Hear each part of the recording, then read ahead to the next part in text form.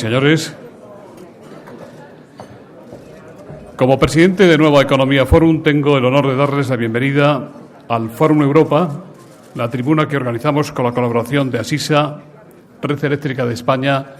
y BT. Hoy recibimos de nuevo a don Joaquín Almunia, vicepresidente de la Comisión Europea y responsable de competencia, sin duda una de las carteras más relevantes del Ejecutivo comunitario en estos momentos, pero además de por los temas que le son propios, sin duda su intervención esta mañana en nuestras tribunas interesa también por las opiniones y los criterios sobre la situación económica que puedan traslucirse de sus intervenciones, bien en el discurso, bien en el coloquio. Y, sobre todo, el perfil de hombre de Estado, de político de altura, de europeísta consagrado, que caracteriza a don Joaquín Almunia, hace muy atractiva cualquier comparecencia suya. Y esta de hoy se la agradecemos muy especialmente en el marco de la presidencia española de la Unión Europea. Son muchos los temas que ha heredado de su antecesora, la comisaria Kroes, relativos a empresas y sectores con intereses contrapuestos. Algunos de estos asuntos afectan a empresas españolas como Telefónica, Iberia, por citar solo dos ejemplos. Tampoco faltan voces que reclaman una nueva legislación comunitaria sobre competencia que judicialice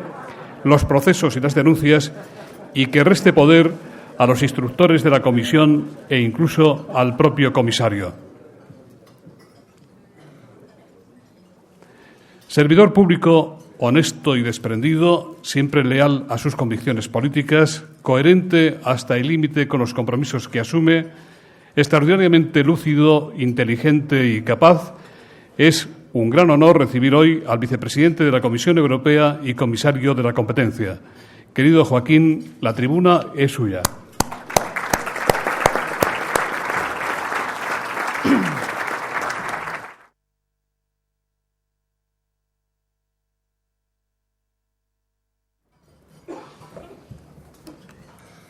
Muchísimas gracias, José Luis. Buenos días. Muchas gracias al Foro Nueva Economía Forum Europa, por invitarme a estar aquí de nuevo en esta tribuna, a veces como Foro de la Nueva Economía, hoy como Fórum Europa. En todo caso, siempre en un foro que en Madrid y fuera de Madrid, en toda España, ha promovido y sigue promoviendo algo extraordinariamente importante, sobre todo en momentos difíciles como los actuales, con una crisis económica, que es el debate, el diálogo, el intercambio de puntos de vista y la reflexión colectiva sobre cuáles son los desafíos, las tareas que tenemos por delante y cómo afrontarlas de la manera más eficaz y de la manera más sensata posible. Hoy comparezco aquí ante todos ustedes por primera vez desde que ha entrado en vigor el Tratado de Lisboa. Se ha puesto fin a más de 10 años de una discusión sobre temas institucionales que, es mi particular opinión, ha llegado a un resultado positivo. El Tratado de Lisboa es un resultado positivo, muy positivo, que nos permite actuar en Europa de forma más eficaz, pero que a lo largo de ese largo debate, durante una década de discusión, que a los ojos de muchos ha parecido una discusión endogámica, tengo la sensación de que ha generado un cierto distanciamiento respecto de la idea europea que ahora tenemos que recuperar en momentos extraordinariamente difíciles. Por otro lado, comparezco también por primera vez desde que la nueva Comisión Europea se ha puesto en marcha, hace poco más de un mes, el 10 de febrero, y con nuevas responsabilidades en la cartera de competencia, pero dado que la Comisión es un colegio de comisarios, con la misma ilusión y con la misma convicción de que la Comisión Europea es una institución clave para que el proceso de integración europea avance, es una de los motores, es una de las ideas clarividentes de los padres fundadores. A veces es criticada injustamente, me voy a referir a ello luego de pasada, pero creo que sin la Comisión Europea, sin el papel que juega la Comisión Europea, sin una institución con las responsabilidades que tiene, guardián de los tratados, representante del interés general europeo, ejecutora de las decisiones que adopten las otras instituciones europeas con capacidad legislativa, el Consejo y el Parlamento. Sin la Comisión Europea, Europa no sería lo que es y, sobre todo, Europa no podría ser, de cara al futuro, lo que queremos que sea. Y comparezco también hoy, por primera vez en público en Madrid, durante el periodo de presidencia española, una presidencia semestral, pero una presidencia muy especial. Se le llama ahora, para distinguirla del presidente del Consejo Europeo, Van Rompuy, se le llama la presidencia rotatoria, pero creo que la presidencia española es una presidencia clave, única durante los últimos años y de cara a los próximos años, porque es la presidencia que tiene, entre otras muchas responsabilidades, la tarea de llevar a la práctica el Tratado de Lisboa, y creo que es una tarea que no siempre tiene una repercusión pública que se pueda percibir con claridad por parte de los ciudadanos, pero que tiene una indudable importancia, una tarea clave, y creo que España lo está haciendo desde ese punto de vista, como siempre hemos pensado que España debe presidir y ha presidido la Unión Europea, pensando que nuestros intereses como país son los intereses de nuestros ciudadanos, pero que coinciden y no se contraponen con el interés del conjunto de los ciudadanos europeos, con el interés general europeo. Ya tenemos muchos elementos que nos permiten contrastar esa ambición europeísta con la realidad de las ventajas, de los beneficios, de la seguridad que nos ha dado a los españoles en las últimas décadas el tener claro nuestro proyecto europeo, el haber podido participar en el proyecto europeo durante los últimos 25 años, haberlo hecho en vanguardia. Y creo que la presidencia española es la presidencia de un país que difícilmente podría ser más indicado para unos momentos tan cruciales como los de poner en marcha el nuevo tratado. Si este semestre lo hubiese ocupado, la presidencia rotatoria hubiese estado ocupada por un país con recelos o reticencias respecto de la integración europea, respecto de la ambición en cuanto a los objetivos, en cuanto a las metas de la integración europea, creo que la puesta en marcha del Tratado de Lisboa estaría sufriendo mucho. Mientras que una presidencia española generosa, una presidencia española con altura de miras, con clara conciencia de que el interés europeo no es un interés contradictorio con nosotros, es una presidencia que todos los demás europeos y europeístas están agradeciendo. Pero frente a todas estas reflexiones sobre la importancia del momento, entrada en vigor del Tratado de Lisboa, nueva comisión, presidencia española en un momento clave, es verdad que también en estas semanas o en estos meses muchos titulares de prensa y muchos comentarios dan muestra de una cierta desazón respecto de lo que sucede en Europa o respecto del rumbo que Europa tiene o debe tener en estos momentos. Estamos todos siguiendo casi al milímetro la crisis griega, la crisis de las finanzas públicas en Grecia, que a su vez se ha trasladado al conjunto de la Unión Económica y Monetaria y que ha obligado a todos los responsables de la Unión Económica y Monetaria, gobiernos, bancos centrales, por supuesto Comisión Europea, pero también el Parlamento y otros, nos ha obligado a todos a refrescar una serie de preguntas que se hicieron al principio de la Unión Económica y Monetaria y que no siempre han encontrado respuesta en los 11 primeros años de existencia de este proyecto tan importante para todos nosotros. Hoy mismo el Eurogrupo se va a reunir por la tarde en Bruselas y va a discutir, entre otras muchas cosas, la respuesta ante el tercer paquete de medidas de ajuste adoptado por el Gobierno Papandreou. Y los ciudadanos griegos, y no solo los ciudadanos griegos, otros muchos millones de ciudadanos en la Unión Económica y Monetaria y fuera de los límites de la zona euro, se están preguntando, bueno, ¿y a cambio de esos esfuerzos qué? A cambio de esos esfuerzos necesarios, imprescindibles, que quizás a los ojos de muchos llegan demasiado tarde, o que se debían haber adoptado en los años anteriores, a pesar de ese paquete de medidas o de esos paquetes de medidas que crean tensiones en la sociedad griega en la medida en que Grecia es una parte de la Unión Económica y Monetaria, cómo la Unión Económica y Monetaria responde ante esta situación. Y todo ello, todo este análisis, esta lista de preguntas de difícil respuesta que exigen acuerdos de una gran trascendencia política, para los cuales, hay que ser claro, hasta hace pocos meses o pocas semanas los máximos responsables de la Unión Económica y Monetaria no estaban preparados para una respuesta rápida y estamos teniendo que acelerar el trabajo que no se hizo durante los buenos momentos del crecimiento económico, durante buena parte de los primeros 10 años de la zona euro. Ahora, además de eso, tenemos que seguir trabajando para encontrar una buena salida a la crisis, una crisis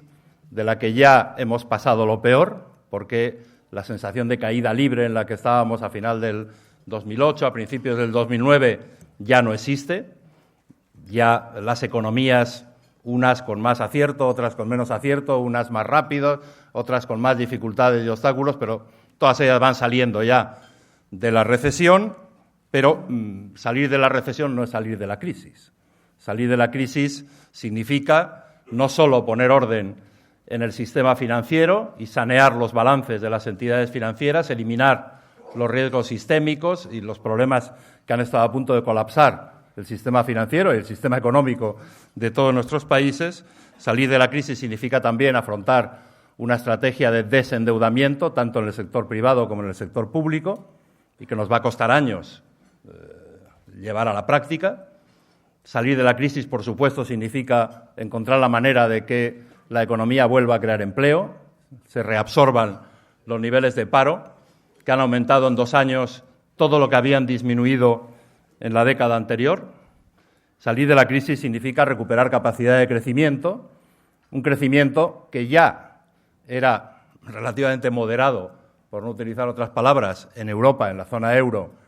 antes de la crisis, pero que durante la crisis sabemos que ha sido en parte borrado o eliminado por los cataclismos que han tenido lugar en los mercados financieros y en otras partes de nuestra economía, y ahora las economías no tienen la capacidad de crecimiento que tenían antes de la crisis y hay que poner en marcha las reformas estructurales, las políticas de medio plazo que nos permitan de nuevo recuperar dinamismo, recuperar capacidad de crecimiento, recuperar competitividad de cara al exterior, abrir la puerta a los inversores, que se muestran todavía extraordinariamente reacios a volver a cumplir con su tarea de invertir y de asumir riesgo, etcétera. Por lo tanto, vivimos no solo unas semanas difíciles por la crisis griega y sus consecuencias sobre el euro y sobre la Unión Económica y Monetaria, vivimos unas semanas y unos meses en los que se deben adoptar, tenemos que adoptar las decisiones clave que nos permitan orientar el conjunto de la década en una senda de crecimiento sostenible, de crecimiento competitivo. No podemos seguir en Europa en esta década como estábamos en Europa incluso antes de la crisis, mirando con un cierto temor, con actitudes defensivas, a buena parte de nuestros competidores, en particular a los países emergentes. Tenemos que dar a nuestra economía, a nuestros sectores productivos, el vigor y el dinamismo suficiente como para que tengan ambición de futuro y no simplemente quieran defenderse de quienes avanzan más rápido que nosotros, y eso exige una serie de medidas enmarcadas en una estrategia a la que ahora me voy a referir en un momento. Pero también hay otros elementos de desazón que han coincidido con la crisis griega y con estos balbuceos de salida de la crisis todavía no suficientemente consolidados, que son ya de naturaleza más política. La propia entrada en vigor del Tratado de Lisboa está siendo criticada por parte de algunas voces que parecen darse cuenta ahora de lo que dice el Tratado de Lisboa en cuanto a la existencia de un presidente del Consejo Europeo que tiene que coordinar y que tiene que liderar el trabajo de 27 jefes de Estado y de Gobierno, y algunos de esos jefes de Estado y de Gobierno no lo aceptan con serenidad, sino que más bien tienden a sorprenderse de que eso haya podido ser aprobado. El Tratado de Lisboa crea la figura del alto representante, a la vez vicepresidente de Relaciones Exteriores de la Comisión, una figura que hace el trabajo de Benita Ferrero-Waldner, que está aquí con nosotros y que ha sido colega mía en la anterior comisión, comisaria de Relaciones Exteriores durante 5 años, un trabajo intensísimo. El trabajo, además del que hacía Benita, de Javier Solana, que ha sido alto representante en el Consejo, en la otra institución comunitaria, y ahora las tareas que tenía Javier Solana también recaen sobre el alto o la alta representante, y además preside el alto representante el Consejo de Asuntos Exteriores, que antes correspondía a la presidencia rotatoria.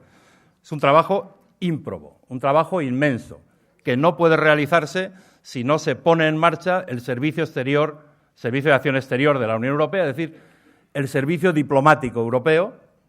que está en el Tratado de Lisboa, pero que hasta que no entra en vigor el Tratado de Lisboa no se ha podido negociar, no se ha podido discutir en sus detalles, y por lo tanto es ahora cuando hay que hacer ese trabajo. Y parece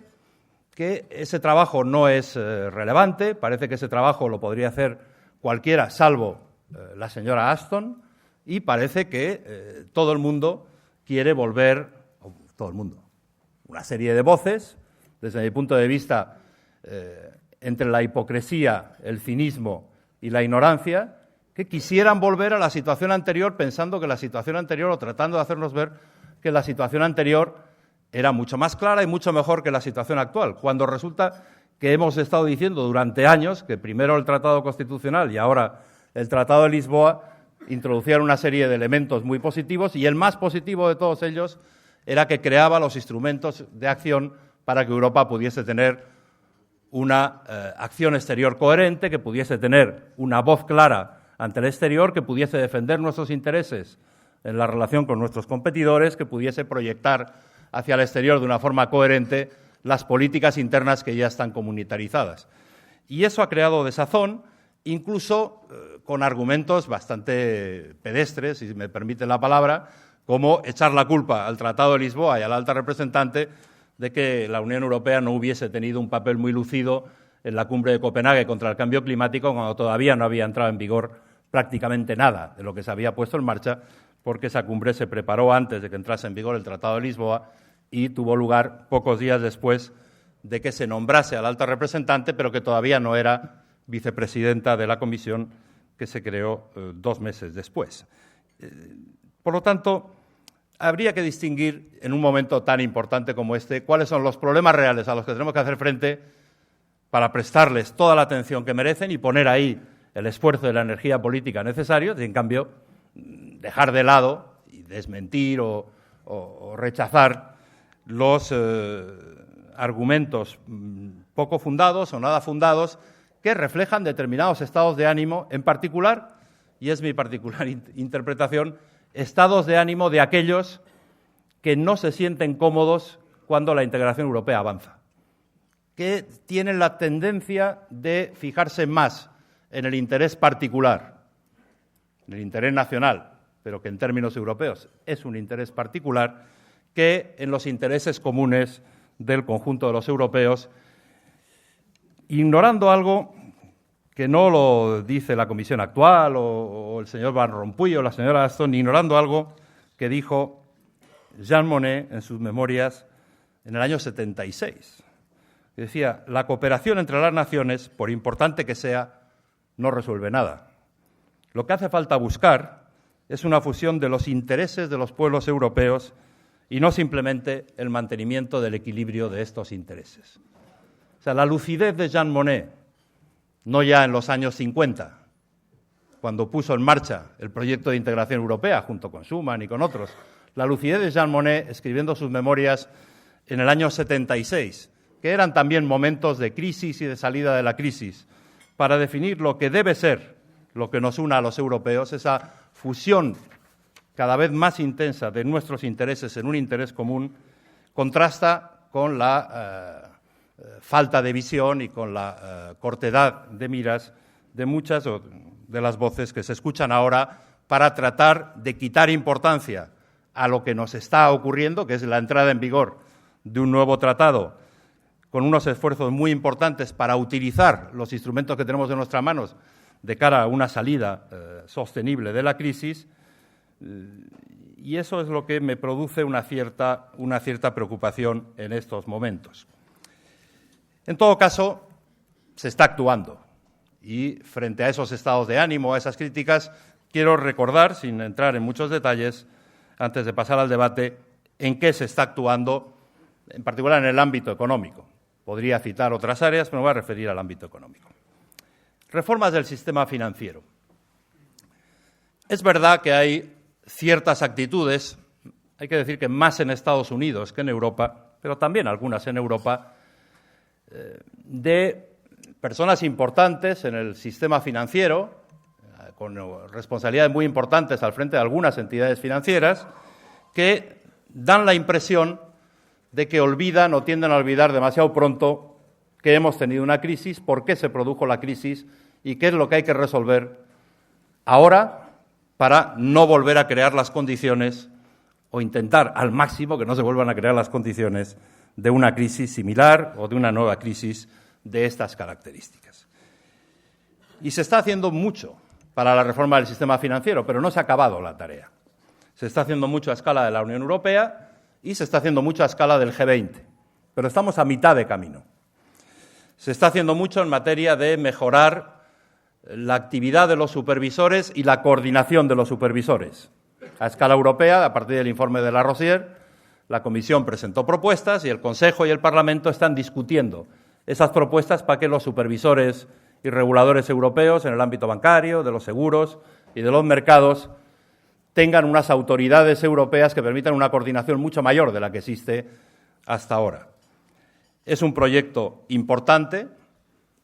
que no va hasta el límite de donde nos gustaría ir, pero que va hasta el límite de donde se puede ir teniendo en cuenta la realidad de cómo todavía el peso, el papel de los intereses nacionales y de los mercados financieros o entidades financieras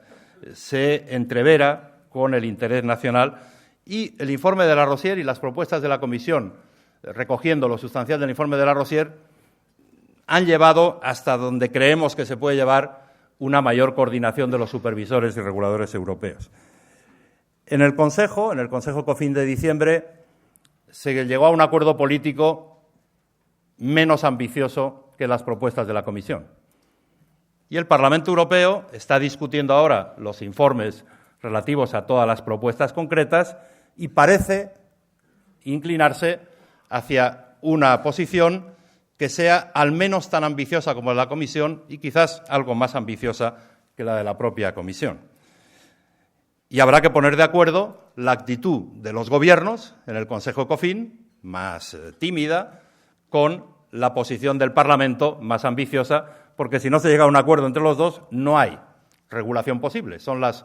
dos cámaras legislativas. Esa es una tarea de la presidencia española, clave, y que lo vamos a ver en los próximos meses, espero que tenga éxito. Pero en paralelo se está discutiendo en el Comité de Basilea con los bancos centrales y los reguladores y también en el Foro para la Estabilidad Financiera la revisión de las reglas prudenciales,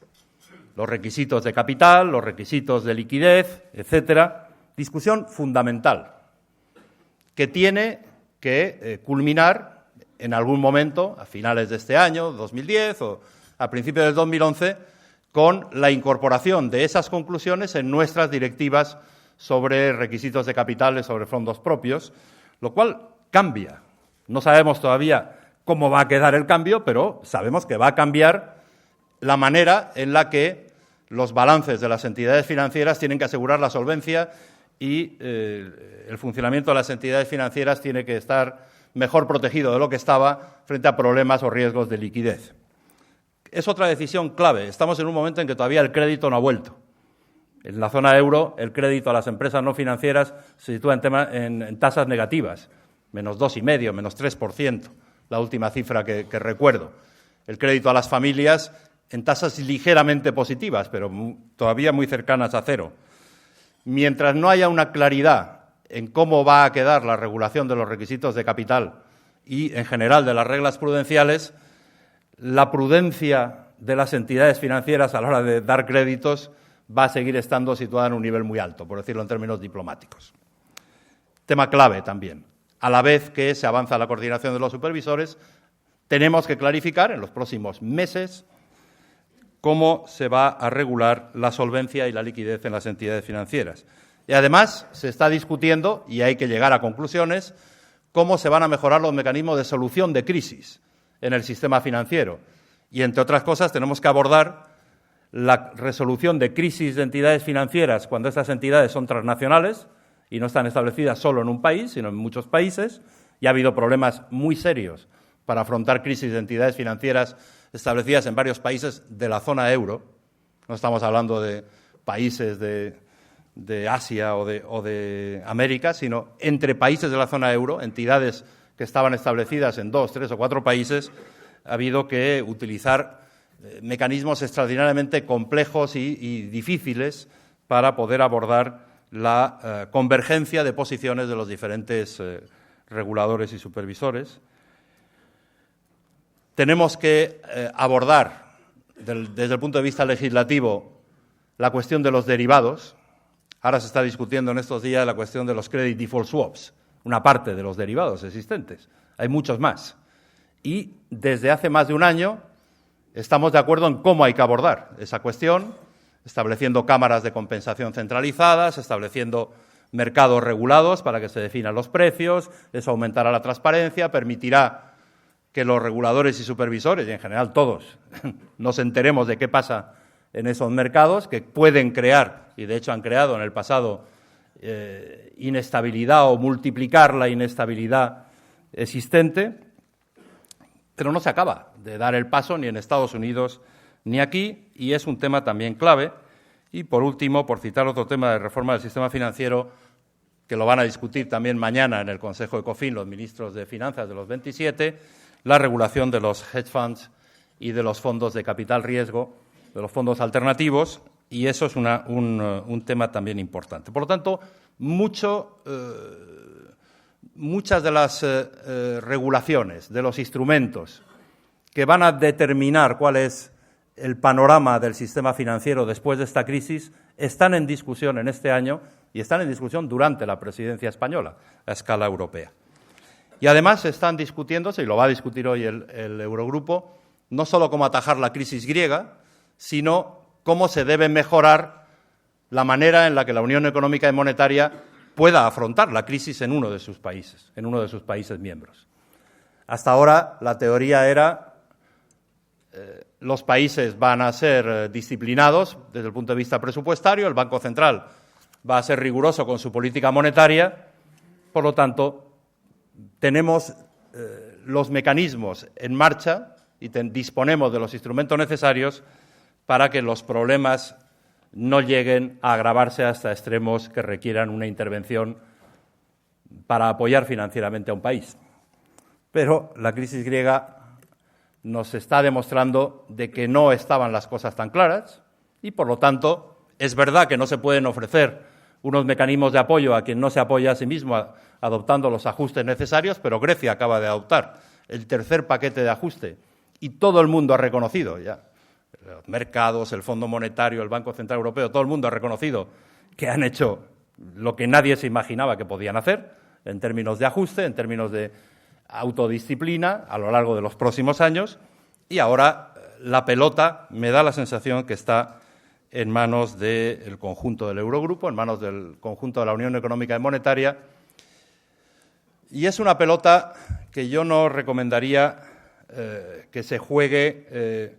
pensando solo en el largo plazo. Y mi impresión, pero es una impresión personal porque creo que hay falta de claridad en las declaraciones de unos y de otros, es que pensar que la solución es un Fondo Monetario Europeo es pensar en el largo plazo. Y yo creo que no nos podemos permitir el lujo de pensar en el largo plazo si no hemos resuelto el corto y el medio.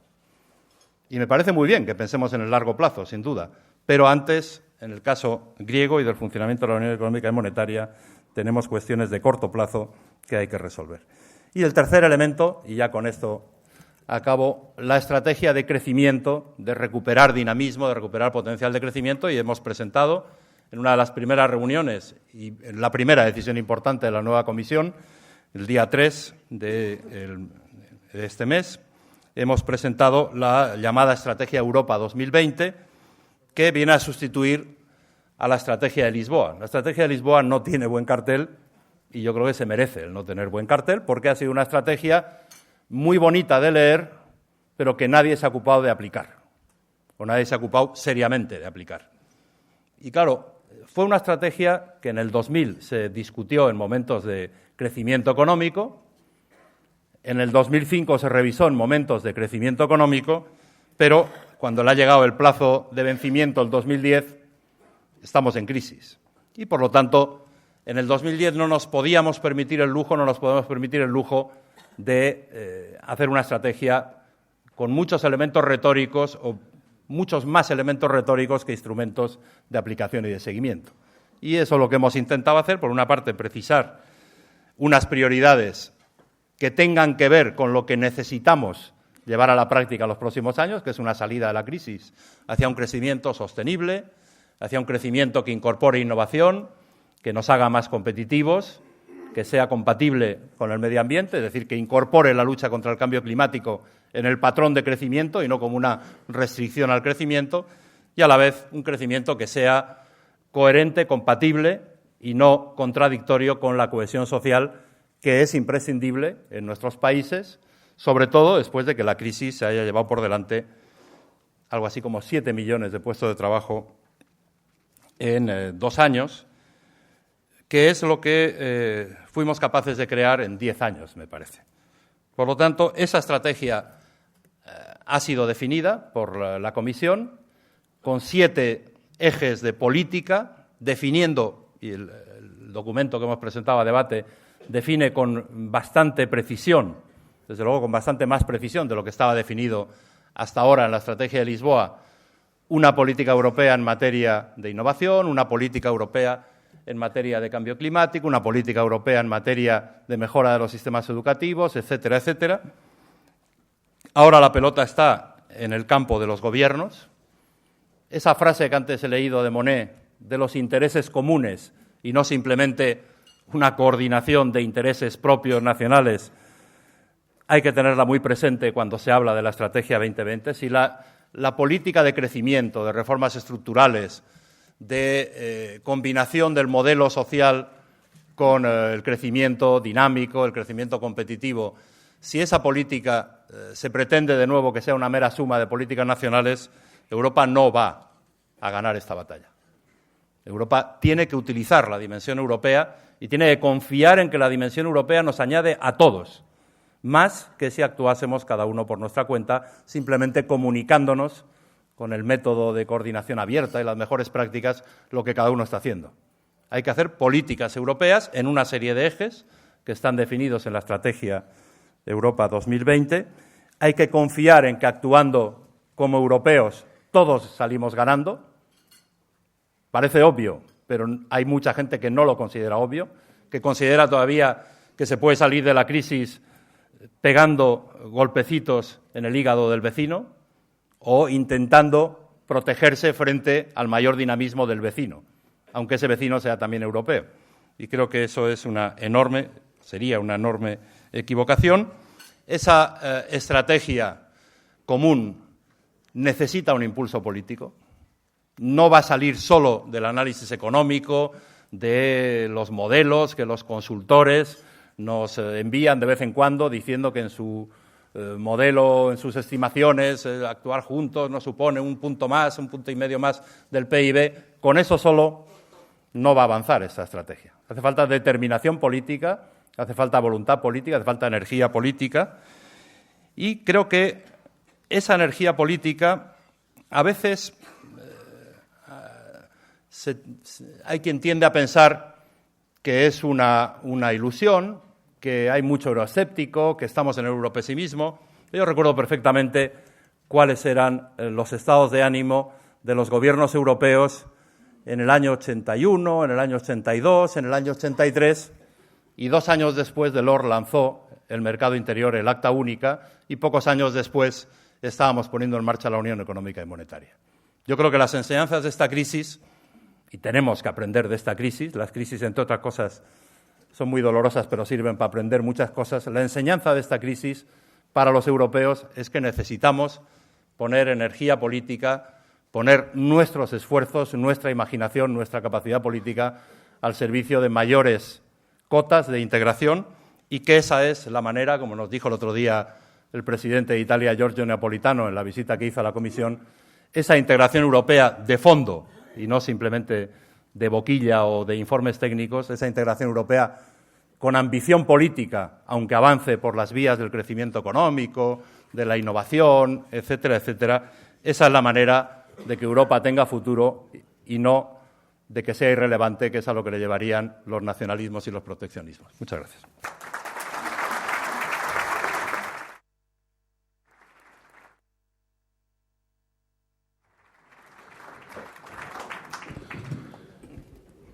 Muchísimas gracias, comisario, vicepresidente. Bueno, pues si le parece, empiezo por estas preguntas. Hay muchas, desde luego. Luis, desde aquí, por favor. Luis Ayllón, de ABC, Rosa María Sánchez, del Periódico de Cataluña, Carlos María Bru, del Movimiento Europeo en España. Le preguntan acerca del Fondo Monetario Europeo. ¿Comparte la idea del ministro alemán de Finanzas de expulsar del euro a los países que no cumplan los compromisos? ¿Considera necesaria la creación de un Fondo Monetario Europeo al que puedan recurrir los países de la eurozona en dificultades? ¿No supondría esto reconocer un fracaso de las instituciones de la CE? Bueno, lo he dicho en la intervención inicial. A largo plazo podemos pensar en un Fondo Monetario Europeo y en muchas más cosas. Yo creo que esta semana, este mes, durante los próximos meses, durante los próximos años, lo que tenemos que pensar es que hay que reforzar los instrumentos de los que está provista la Unión Económica y Monetaria para la coordinación de las políticas presupuestarias. Como dijimos en el informe sobre la Unión Económica y Monetaria 10 años después, que presenté en mayo del 2008, la vigilancia de las políticas presupuestarias y la coordinación de las políticas presupuestarias de los Estados miembros de la zona euro, que se realiza mediante la aplicación del Pacto de Estabilidad y Crecimiento, hay que reforzarla, hay que profundizarla. El Pacto de Estabilidad y Crecimiento tiene instrumentos para ello, pero el Pacto de Estabilidad y Crecimiento desde el año 2003 recibió una herida, de la cual en parte está curado, pero todavía se ve la cicatriz. Y la herida es que en noviembre del 2003 Alemania y Francia se rebelaron contra el Pacto de Estabilidad y Crecimiento. Y claro, que se rebele un país periférico, pues todavía se puede entender, porque es difícil llevar a cabo las políticas necesarias para obtener todas las ventajas del euro sin pagar las consecuencias de renunciar a la política del tipo de cambio, de la política monetaria nacional. Pero que se rebele Alemania, eso es una herida fuerte. Y eso requirió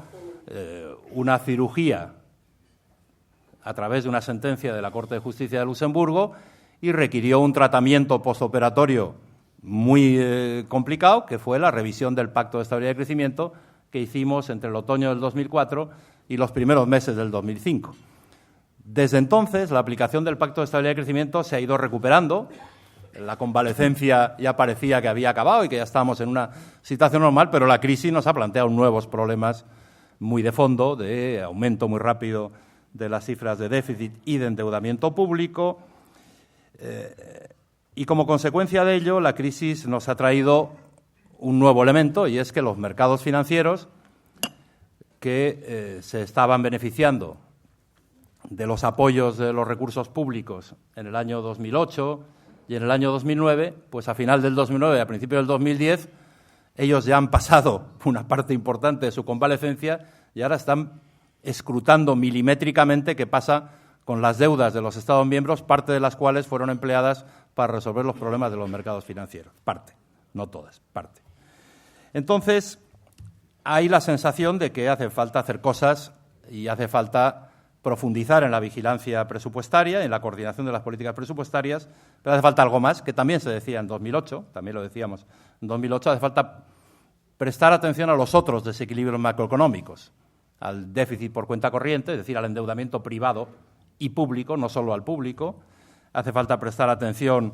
a la evolución de los costes laborales unitarios, es decir, de la competitividad precio de los países de la zona euro, porque no pueden recuperar competitividad a través de devaluaciones. Hay que prestar atención no solo a los países con déficit, también a los países con superávit. Lo dice hoy Christine Lagarde, la ministra francesa, en el Financial Times. Claro, es que tenemos países con un déficit por cuenta corriente casi permanente, pero tenemos países en la zona euro con un superávit por cuenta corriente permanente. Y eso genera unas consecuencias sobre el conjunto de la zona que hay que tomar en consideración y que requieren una mayor coordinación de políticas económicas, que no es solo la coordinación de las políticas presupuestarias, que va más allá de las políticas presupuestarias. Estos yo creo que son los problemas claves de la zona euro, de la Unión Económica y Monetaria. Apoyar a un país en dificultades financieras existe en la Unión Europea para los países que no son de la zona euro.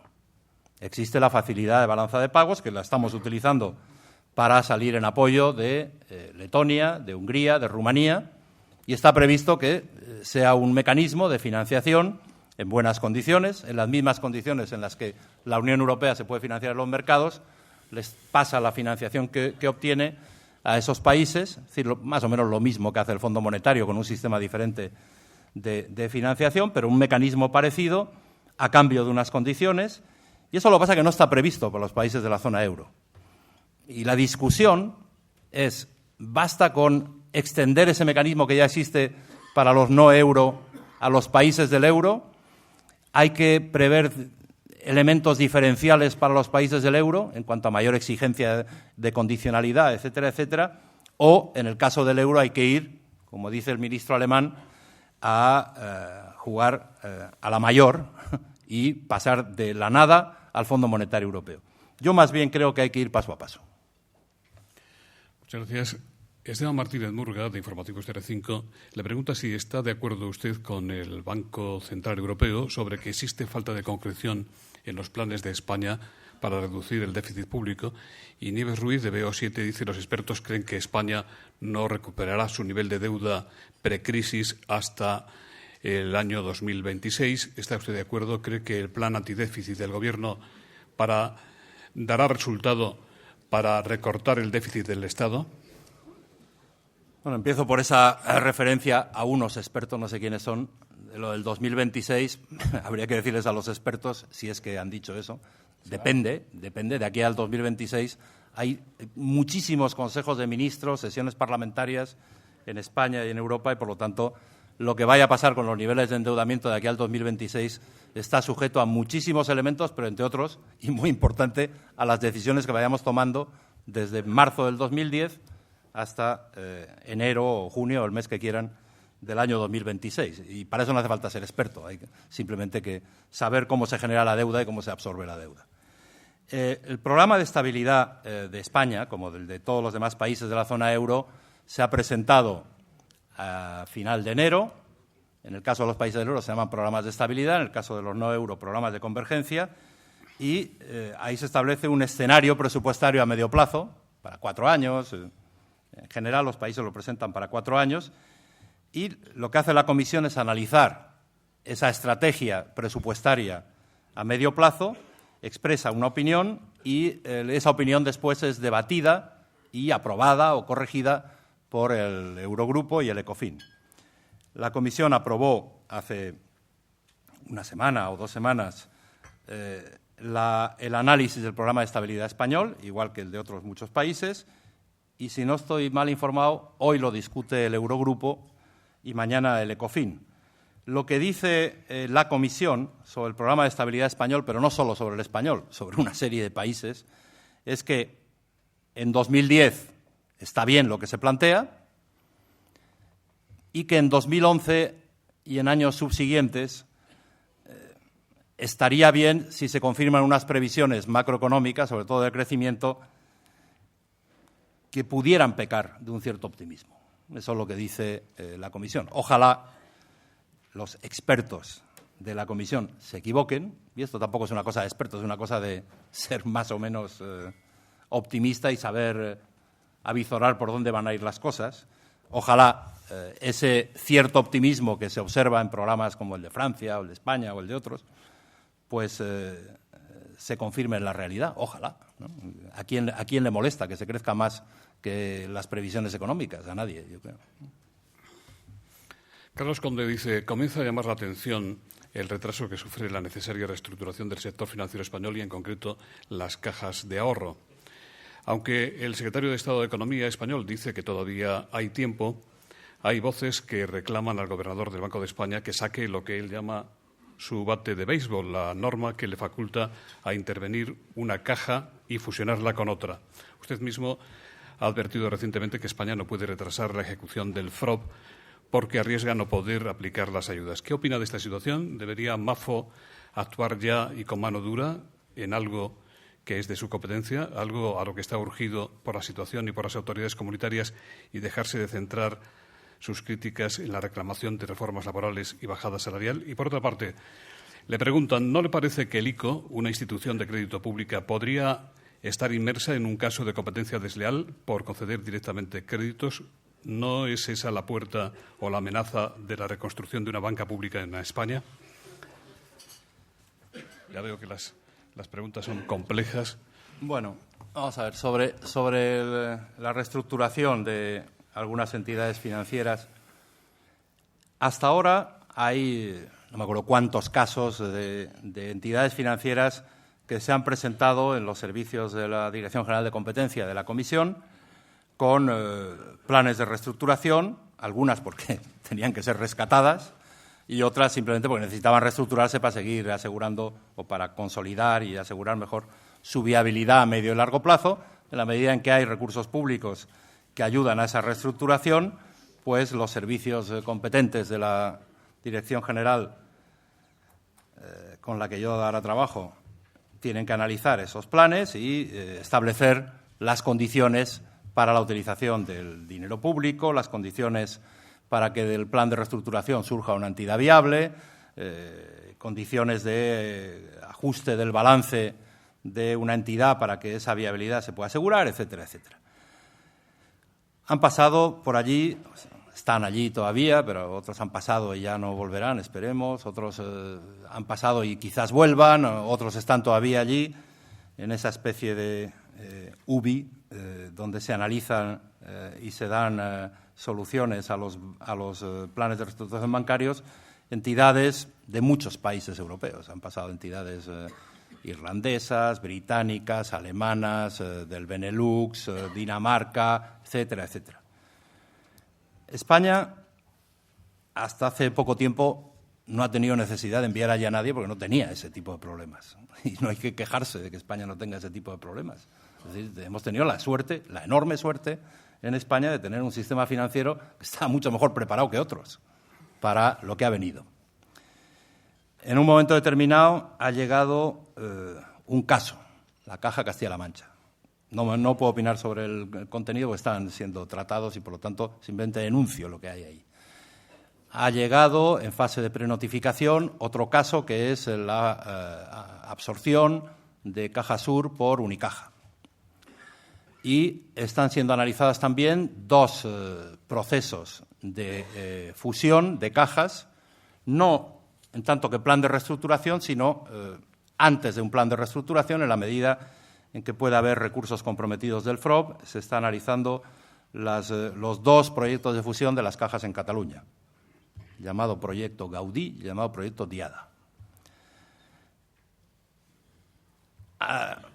El que estemos mejor que otros, yo creo que no debe ser motivo de preocupación, debe ser motivo de satisfacción. ¿Eso quiere decir que ya no van a pasar más? No, me imagino que todavía pasarán algunos más. Por ahí estaba José Antonio Lavarrieta, al que le podíamos dar la palabra y que nos diga que sabe, el director general de la CECA. Algo más debe haber, por lo que leemos en los periódicos, pero allí no ha llegado nada más. El FROB fue analizado como mecanismo de apoyo, como programa de apoyo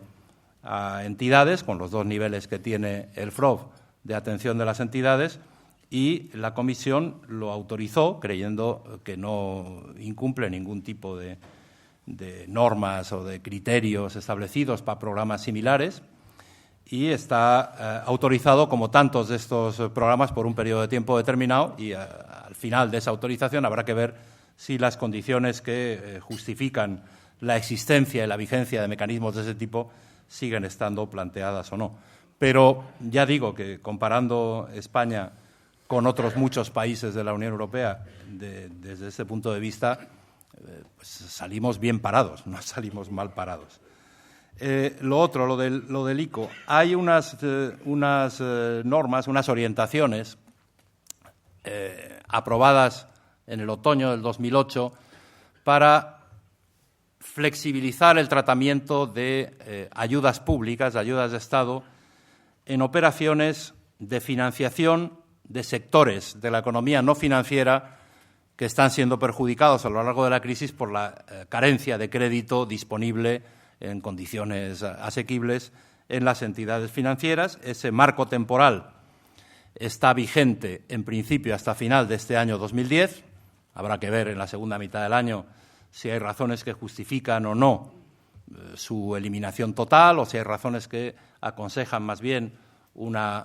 autorización de prolongación de ese marco de mayor flexibilidad en la consideración de ayudas públicas. Todavía es muy pronto para avanzar ningún tipo de conclusiones. Lo que estamos haciendo es preguntar a los Estados miembros cómo ven la cosa, qué están haciendo con ese marco de ayudas públicas. Hay Estados que lo están utilizando mucho, otros que lo utilizan menos. Habrá que ver en la segunda mitad del año si las condiciones de financiación de los sectores no financieros de nuestra economía europea justifican una prolongación de un esquema de ese tipo con las adaptaciones necesarias, o si ya es el momento de eliminarlo y volver a la situación normal. Y ese marco temporal pues afectará a las fórmulas de financiación del ICO igual que a las demás. Luis Losada le pregunta por su opinión acerca de la propuesta socialista que el Congreso de los Diputados va a votar el día 24 para eliminar las limitaciones de voto y la representación en los consejos de administración. Hay otras preguntas. Dice, ¿no hay instrumentos legales para defender los derechos de las compañías sin cercenar los derechos de representación de los accionistas? ¿De los socialistas o de los accionistas?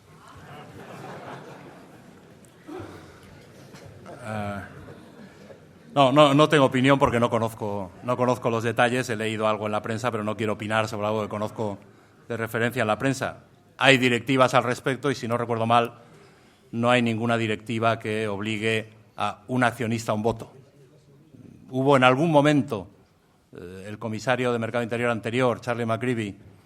exploró esa posibilidad, pero al final no se llevó a la práctica. Por lo tanto, no creo que se esté afectando a ningún tipo de normativa de rango europeo y no conozco el tema en sus detalles como para opinar. Iñaki Echarri, de Modern Press, le pregunta, el departamento que usted dirige investiga las ayudas al carbón español. ¿Nos puede adelantar por dónde irá la resolución y cuándo se va a producir? Bueno, hay dos temas en relación con el carbón español. Por un lado, el Gobierno, el Ministerio de Industria, está en contacto con la Dirección General de Competencia para ver si el mecanismo que se ha anunciado, incluso se ha llegado a aprobar un decreto, pero todavía no ha entrado en vigor, en espera de conocer si es compatible o no con la regulación de ayudas de Estado europea. Estamos analizando ese mecanismo. El mecanismo es el de que las empresas productoras de carbón nacional pueden tener la garantía de poder vender hasta un cierto nivel su carbón a centrales térmicas que utilizan carbón nacional, y estas centrales térmicas que utilizan carbón nacional tendrán prioridad para entrar en la red.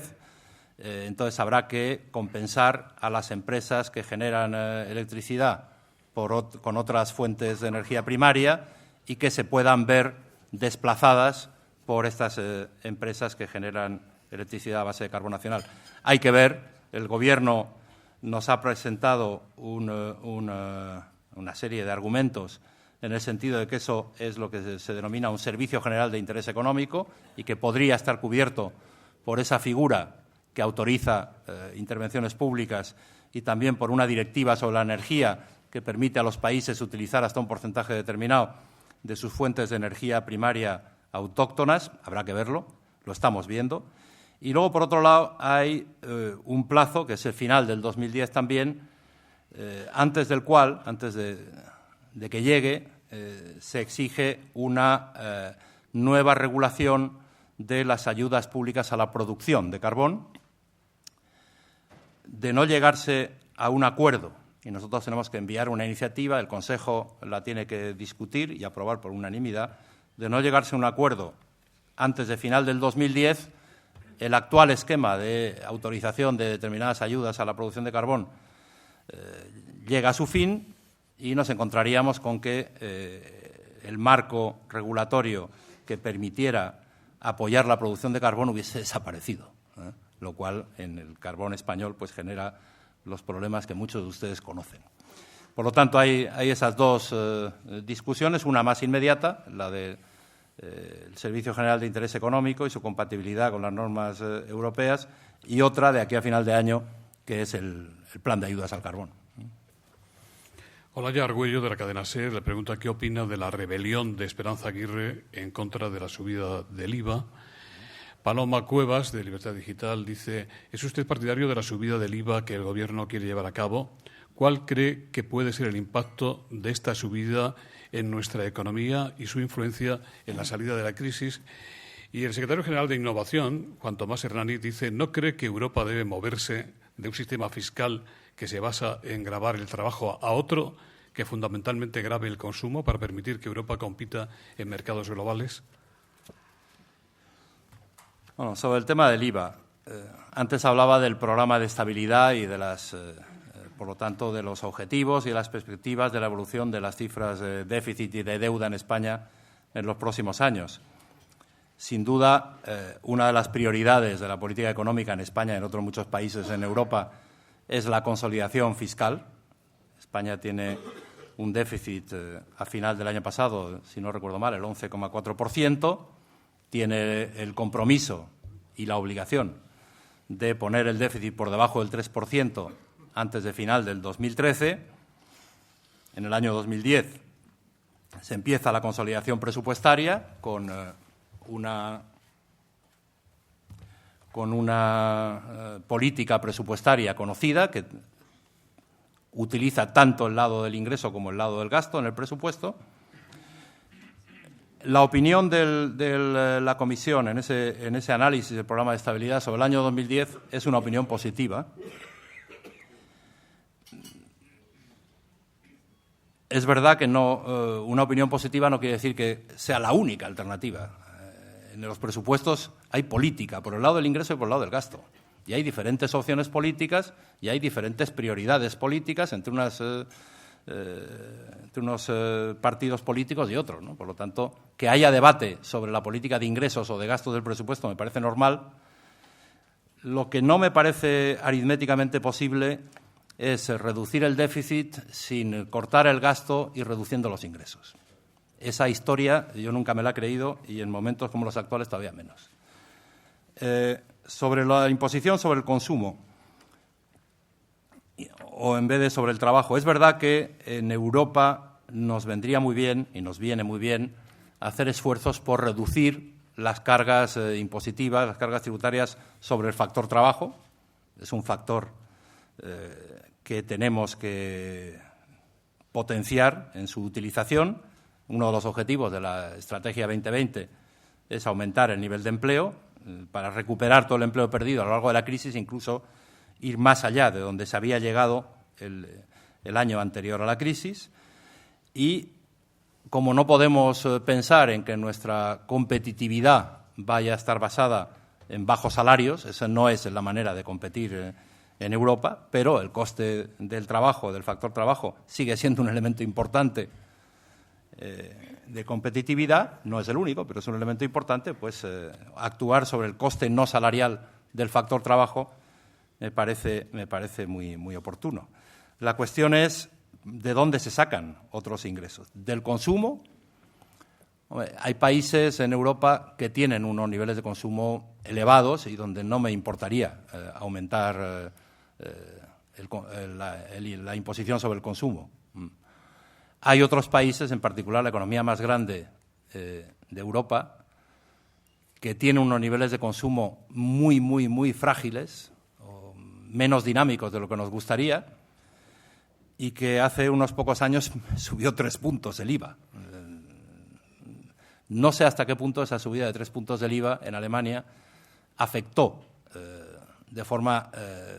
seria al consumo o no. La verdad que no tengo datos, no he visto ningún análisis. Lo que sí recuerdo es que uno de esos 3 puntos, un tercio del conjunto de ingresos adicionales obtenidos por el IVA, los dedicó a Alemania a rebajar cotizaciones sociales, eso sí.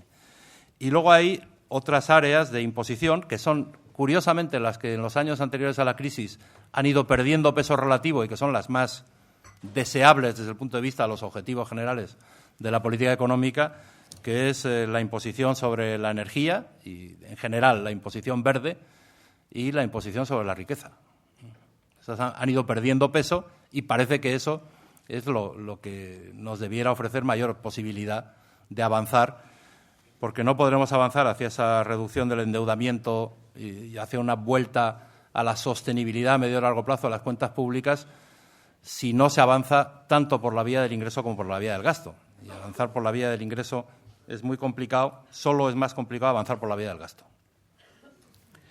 Jordi Armenteras, de RAC1, dice: la falta de competencia en la distribución de la electricidad ha amplificado, en su opinión, el caos en Girona después de la nieve. No lo sé, la verdad que no. Yo creo que la nevada ha tenido algo que ver, pero no sé qué otros problemas técnicos ha habido. Sinceramente no lo conozco. Le preguntan también desde otro medio si tiene que ver, en su opinión, la situación con que todos queremos buenos servicios y, sin embargo, ponemos pegas a la construcción de redes de alta tensión, centrales y almacenes de residuos. ¿No debería recuperar el Estado la competencia para autorizar y forzar a regiones y pueblos a permitir la instalación de redes de alta tensión? Vamos a ver, yo creo efectivamente que hacen falta mejorar las redes, hace falta mejorar la interconexión de la península ibérica con el resto del continente europeo, hacen falta, sin duda, depósitos seguros para almacenar los residuos nucleares. Yo prefiero mucho más que estén en un depósito seguro que no en las piscinas de las centrales nucleares. Lo que pasa es que el Estado somos todos, y en particular las comunidades autónomas. Si yo creo que hablar de la responsabilidad de Estado no excluye a las comunidades autónomas, incluye a las comunidades autónomas. Incluye a los ayuntamientos, pero muy en particular a las comunidades autónomas. Esa imagen un tanto distorsionada de que la responsabilidad de Estado solo debe recaer en el Gobierno y en la Administración General del Estado, como si las comunidades autónomas estuviesen fuera de cualquier ámbito de responsabilidad, me parece que no responde al diseño de Estado que tenemos. Yo creo que las comunidades autónomas tienen tanta responsabilidad, o deben tener tanta responsabilidad de Estado como la tiene el Gobierno, como la tiene cualquier representante de una institución pública en España y en cualquier otro país. Le preguntan también, desde el Periódico de Cataluña, por el panorama audiovisual español.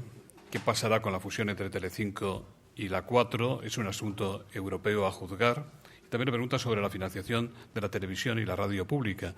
Santos Ruesga, de la corporación RTV, dice que nos puede decir acerca de la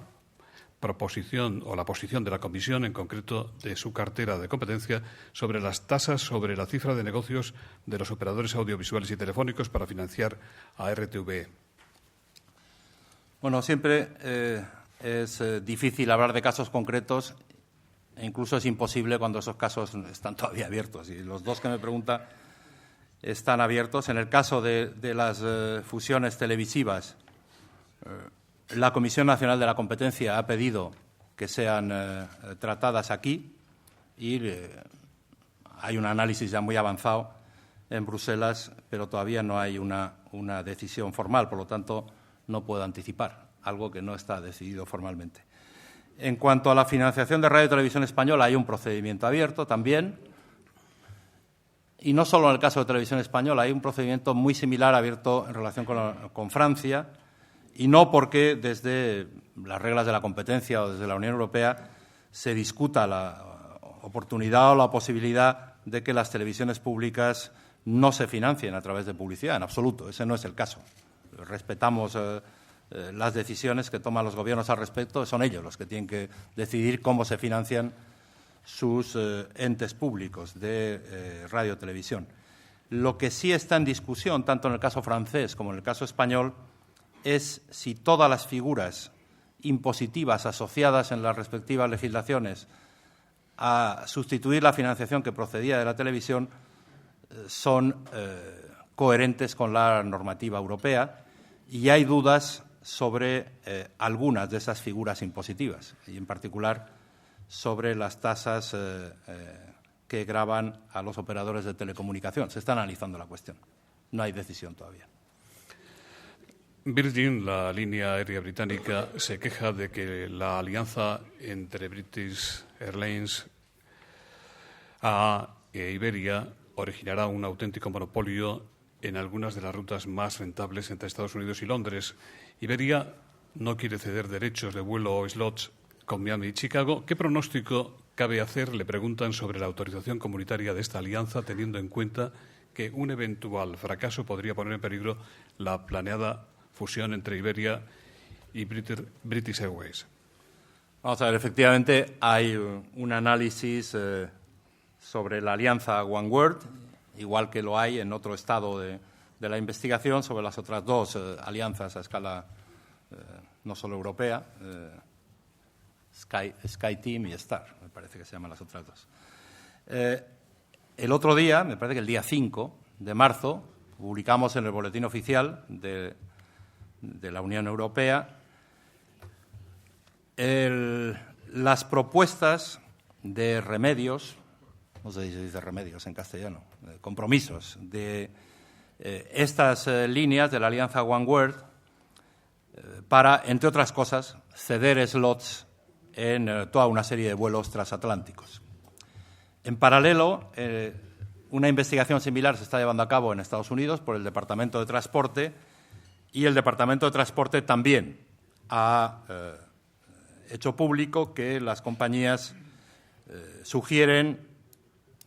que para compensar el posible impacto sobre la competencia de su alianza en vuelos transatlánticos, también sugieren ceder una serie de slots. Lo que hemos publicado es lo que se llama un test de mercado, es decir, que hemos publicado los compromisos que nos han hecho llegar las empresas después de conversaciones, y ahora todas las partes interesadas, y desde luego Virgin seguro que va a participar en ese test, nos tienen que decir en el plazo de un mes qué opinan, cuáles son sus argumentos a favor o en contra de esas soluciones, o cuáles son las pegas que ven a todas o algunas de esas soluciones desde el punto de vista de la competencia. Cuando acabe ese proceso de consulta al mercado, de test de mercado, analizaremos todas y cada una de las posiciones y tendremos que establecer una decisión que en todo caso queremos que sea coordinada al máximo, y estoy seguro que va a ser coordinada al máximo con las autoridades de Estados Unidos, con el Departamento del Transporte en Estados Unidos. Yo he tenido algún contacto directo con Virgin, conozco sus argumentos, y lo que les he pedido es que los pongan por escrito y que participen de la manera más activa posible y más clara posible con sus argumentos en esa consulta, y tendremos en cuenta todos los argumentos, los de los carriers, las compañías de la alianza OneWorld, los de otras compañías que puedan sentirse perjudicadas o que puedan estimar necesario hacernos llegar sus opiniones, o de cualquier otro interesado, cualquier otra parte interesada en ese asunto. También le preguntan, vicepresidente, en qué situación están las denuncias contra Google y si tiene razón cuando culpa a Microsoft de promover las oleadas de reclamaciones que están recibiendo ustedes en la comisión. Vamos a ver, se recibieron hace pocas semanas en la comisión, en los servicios de la Dirección General de Competencia, 3 quejas en relación con Google referidas a 2 aspectos del funcionamiento de Google. Una parte de las quejas referidas al funcionamiento del motor de búsqueda, de qué es lo que nos ofrece en la primera página el motor de búsqueda cada vez que metemos algo que queremos encontrar vía Google, a ver si el algoritmo que le llaman, que es el que decide quién va primero y quién va después, quién está en la página 1 y quién está en la página 20, si ese algoritmo tiene truco, por decirlo así. Eso es lo que nos planteaban algunas de las quejas, y también parte de las quejas se refieren a la publicidad que está también en la página de Google, esas informaciones publicitarias, publicidad pagada, que nos aparecen, por ejemplo, cuando metemos el nombre de una ciudad, nos aparecen vuelos a esa ciudad, hoteles a esa ciudad, y también hay quejas sobre cómo funciona ese mecanismo de publicidad pagada a través de la red en un buscador como Google. Nosotros hemos recibido esas quejas, no hemos abierto una investigación frente a lo que a veces se publica, lo que hemos hecho es trasladar las 3 quejas a Google para que Google nos diga qué es lo que opina. Y en función de los argumentos de las quejas y de los argumentos de Google, tendremos que decidir en su momento si hay material suficiente o no para abrir una investigación, pero no hay investigación abierta en este momento. Eso es lo que le puedo decir. Sí. Estamos ya terminando.